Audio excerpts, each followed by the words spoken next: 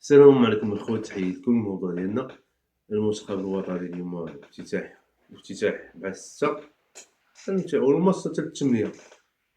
اليوم يكون افتتاح واعر أسطوري اخوتي. اليوم يكون أسطوري، وواحد الميساج داخل الجمهور خصو يشجع المنتخب، ماشي بلا السلبيات والتصاور. دخلوا الماتش، شجعوا المنتخب ديالكم وتمناو الفوز، وهذا اللي يفرجنا نتيجة وفرجة إن شاء الله بحول الله.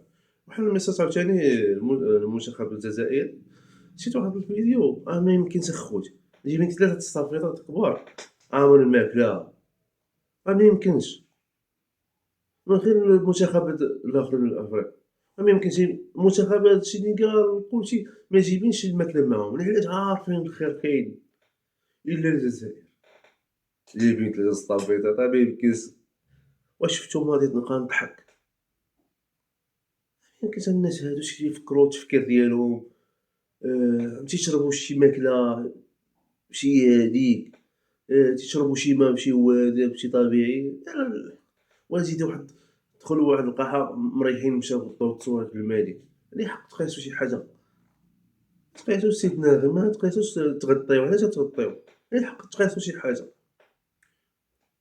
الناس تحياتي ليهم شافوا الديكور مشاو رجعوا للسيد الماكن وداروا فيهم، قالوا ما عندكمش الحق تقيسوا شي حاجة.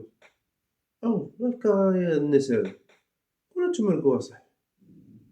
الناس هادو ماشي نورمال، هاد الناس هادو ولا شنو؟ أنا مهضرش على الجمهور الجزائري، التحية ديال الناس الجمهور الجزائري مرحبا بكم ألف مرحبا، ولكن هاد التصرفات ما يمكنش أصاحبي.